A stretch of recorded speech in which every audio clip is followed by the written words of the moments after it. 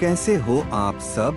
आज हम बात करेंगे एक घोड़े की जिसका नाम तो आप सब जानते होंगे, चेतक। महाराणा प्रताप के सबसे प्रिय और प्रसिद्ध नीलवर्ण ईरानी मूल के घोड़े का नाम चेतक था।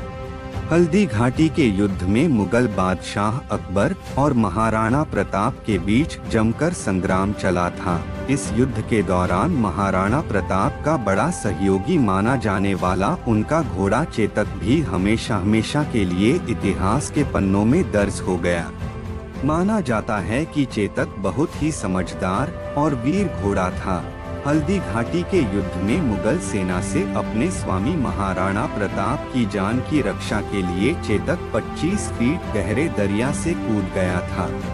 318 किलो वजन उठाकर सबसे तेज दौड़ने वाला और सबसे ऊंची छलांग लगाने वाला घोड़ा था महाराणा प्रताप का चेतक। एक अरबी व्यापारी 3 घोड़े लेकर महाराणा प्रताप के समक्ष प्रस्तुत हुआ, जिनके नाम चेतक, त्राटक और अटक थे।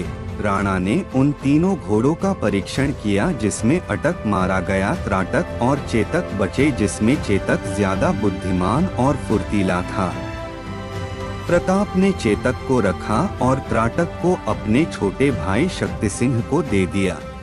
हल्दी घाटी में बुरी तरह घायल होने पर महाराणा प्रताप को रणभूमि छोड़नी पड़ी थी और अंत में इसी युद्धस्थल के पास चेतक घायल होकर उसकी मृत्यु हो गई। आज भी चेतक का मंदिर वहां बना हुआ है और चेतक की पराक्रम कथा वर्णित है। हिंदी साहित्य में चेतक के बारे में कई रचनाएं हुई। वास्तव में चेतक काफी उत्तेजित और फुर्तीला था और वो खुद अपने मालिक को ढूंढता था। चेतक ने महाराणा प्रताप को ही अपने स्वामी के रूप में चुना था। कहा जाता है कि महाराणा प्रताप और चेतक के बीच एक गहरा संबंध था। वास्तव में यदि देखा जाए तो महाराणा प्रताप भी चेतक को बहुत चाहते थे।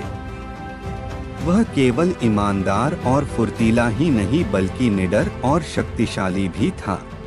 उस समय चेतक की अपने मालिक के प्रति वफादारी किसी दूसरे राजपूत शासक से भी ज्यादा बढ़कर थी। अपने मालिक की अंतिम सांस तक वह उन्हीं के साथ था और युद्ध भूमि से भी वह अपने घायल महाराज को सुरक्षित रूप से वापस ले आया था।